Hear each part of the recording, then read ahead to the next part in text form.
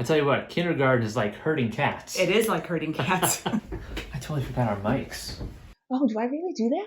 All right, I messed up because I didn't have the mics on, so we'll try this again. Hi everyone, and welcome back to my channel. If you haven't seen the last few videos, I'm doing a new video series on teachers. Why? Because teachers are awesome. I mean, I'm married to one. I'm friends with lots of teachers here. They teach our kids. They do wonderful and exceptional things for kids. So why not interview them and see what makes them tick? So today I bring to you a friend of mine. This is Pam. Pam, why don't you go ahead and tell us a little bit about your educational journey? So hi everybody, my name is Pam. I am currently a second grade teacher, but I have had experience teaching in kindergarten, fourth grade, fifth grade, and in 1 year I was even an intervention reading tutor, and I'm currently teaching second grade. What made you want to become a teacher in the first place? So I don't know what exactly made me want to become a teacher. But I do remember when I was little, I played school all the time, especially with my brothers. I loved having my brothers sit in front of me. We would set up TV trays, and I loved teaching them and grading their papers that I would make for them.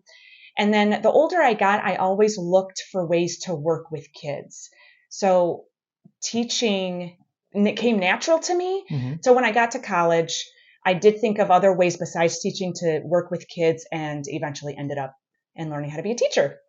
I know all the siblings out there absolutely love it when their sisters play school. So did your brothers love it when you were the teacher and you were teaching them? Not necessarily, because they loved playing school, but they wanted to be the teacher too. Oh, and okay. I would never let them. And me being the oldest, I always got my way. Yes. And you knew everything. Right? Yes. Right. As the oldest, yes. Now, in your classroom, have you ever let your students play teacher? I've tried, yes. Okay, how did that go over? Not bad. They liked it. Well, I should say most of them like to come up and, use the little pointer or ask the kids questions. And for me, it just makes me smile watching them interact with the kids, how they think a teacher interacts, yes, or how they perceive teachers in their own ways. I think that's cute. Do they emulate some of the things that you do when they're teaching? Yes, they do. Yes. That's kind of the funny part. And then sometimes I'm like, oh, do I really do that?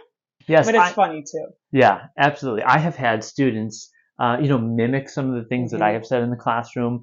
And then I realized, I'm like, oh my gosh, I say that a lot. Yes. What else is interesting is I'm a middle school principal, and I walk into classrooms, and sometimes I see teachers doing that. They'll swap roles. They'll have students be the teacher for a little bit. And again, I see the same things that you're talking about when they're standing up. They, of course they get nervous a little bit because they're in front of their peers, but also they will mimic their teacher's delivery. Right. So that's kind of neat. Yeah.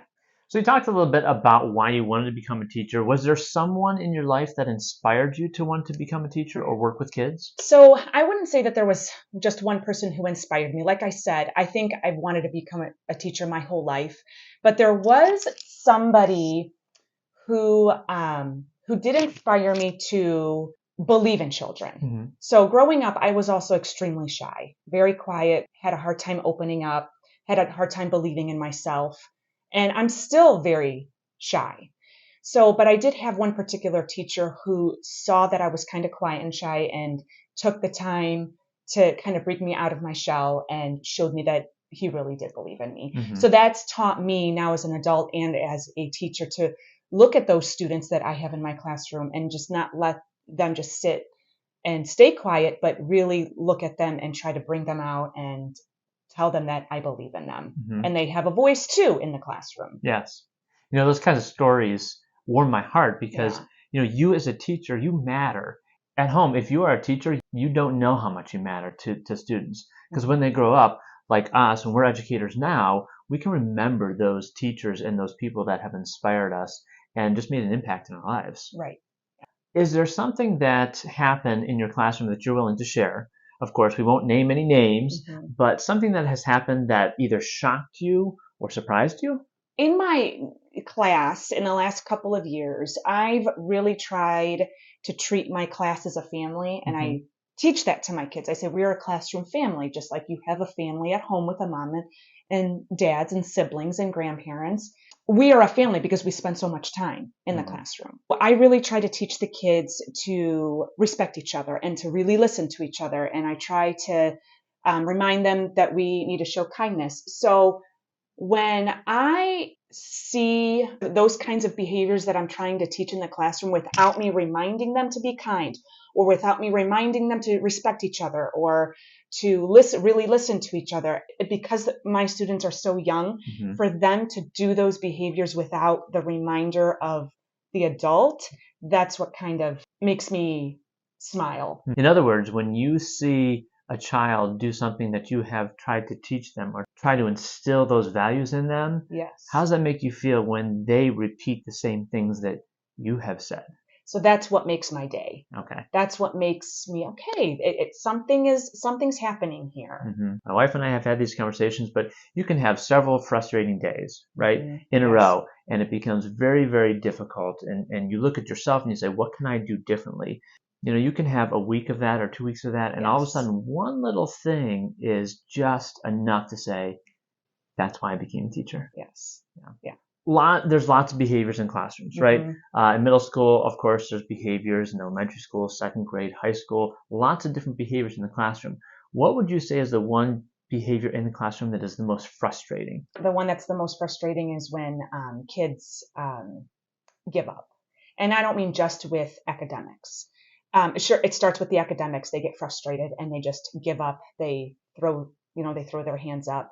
But they take it even a step further where breaking pencils, throwing chairs down. It feels like, to me, I've lost them and I've failed them somehow because I wasn't able to stop that behavior from happening, or that I wasn't able to stop that frustration, or from them getting to that frustration level. But that's the most frustrating to me, is just watching the kids just give up, because then you're pedaling backwards trying to bring them back to where you want them to be. So what do you do when you see a kid that has given up, and maybe it's 2 days, 3 days a week? How do you motivate yourself to go back in there and to continue to help that student? So I try to bring myself down to their level, first of all, and be very understanding, trying to understand where they're coming from, and trying to let them know that I understand what is bothering them, and that I'm most importantly, that I'm there to help them. And so I do have one in particular child, and I say, when you're ready, I am here, come and get me, and I'll be here to help you. I think in the last couple of years, I've seen a lot more of these types of behaviors. So I've learned to just give them space. And when they are ready, they know that I'm there.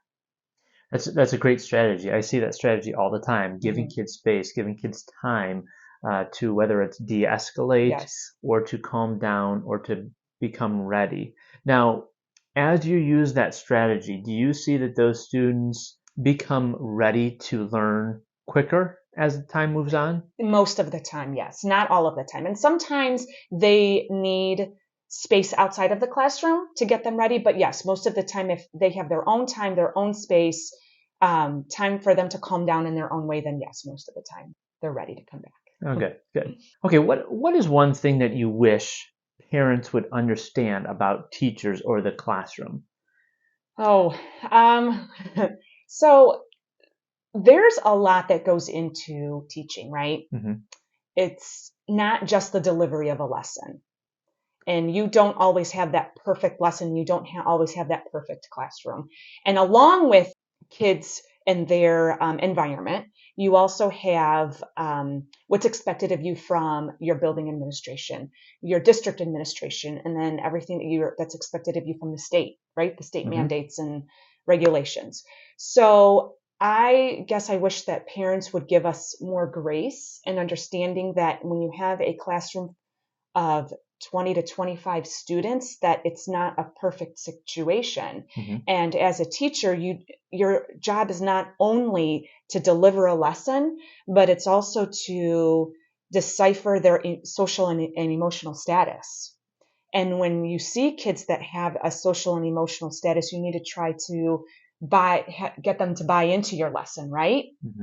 On top of that, you have the demands of, like I said, your building administration that you need to overcome, and the district and the state, and there's a lot of data and there's a lot of paperwork that comes along with that. Maybe if there's a situation that happens, maybe calling the teacher and asking about a situation instead of assuming. Yes. So if you've noticed at home, what comes up again is communication. So communication is key, isn't it? Yes. So if a parent has a question, what do you want them to do? Ask the question and communicate. Yes. Communicate. Call, email, yes. Whatever it is. If they have a question about something that maybe other students are doing within the classroom, same thing, right? Right. You want them to call you. Call and ask. Communication is integral into the success of students and the teacher and the classroom as a whole. Yes. For the past 2 years, obviously, the nation, the world has been dealing with COVID. What do you think is the toughest thing about COVID and your second grade classroom? There's a couple things that I think is probably tough. The first is the gap that has occurred with academics. So I've noticed that with my second grade classroom, the kids are not quite ready for second grade. Not all of them, but there's a good number of them who have a huge gap that we're trying to close with academics. And then the second part of that is also the social emotional part of it, because a lot of kids lost a lot of time from being in the schools and gaining experience with being around other kids socially and learning those social cues. And so I think it's like two components there. We're trying to close the gap with academics, but then we're also trying to mature them as far as the social aspect of things. Yeah. You're looking at interactions between students. Yes. You're looking at the interactions of adults and students. Yes. You're looking at from anything from going to the bathroom, raising your hand, yes. not interrupting, all of those types of things are behaviors that I see, and I'm sure you see as well. Right. Yes. Yeah. Just the normal school routine stuff that come naturally to most kids, but they've lost so much time that some of that stuff just isn't natural yet. My wife and I, or my colleagues and I, have had the conversation about kids have forgotten to play school. Right.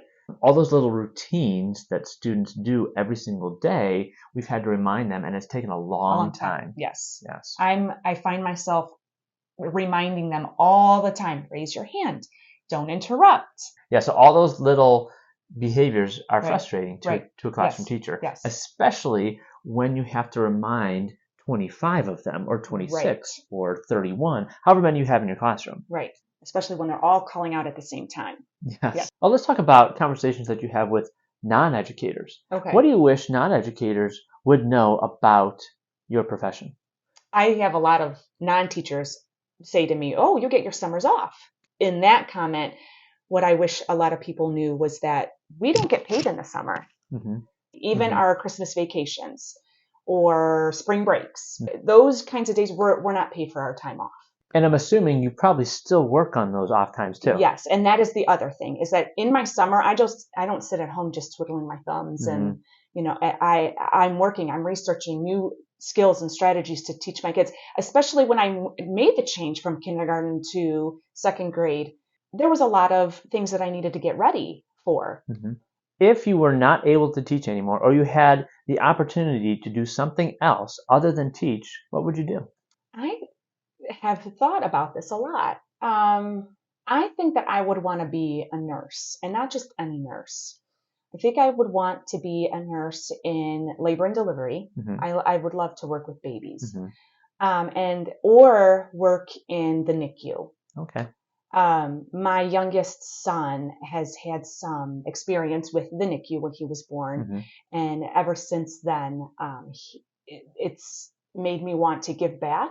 So who knows, maybe during retirement, I can volunteer and give back to labor and delivery or to NICUs. I think that's something I would like to do. Yeah, I think that would be wonderful. It would fit your personality. Most educators just want to help kids or people in different situations, and that falls right in line with that. All right, is there anything else you'd like to add? I just want to say to all teachers out there, you're doing a great job. Just keep it up. Hang in there. That's a perfect ending to our video. I'd like to emulate that. Teachers, keep up the good job. It's a tough world out there. Kids are tough, but you're doing a great job. Just like Pam is doing a wonderful job in her school and her career. Thank you for doing what you're doing. If you have any questions that you'd like me to ask other teachers, please list them in the comments below, and I'll see if I can ask them. Thank you for joining me. please subscribe.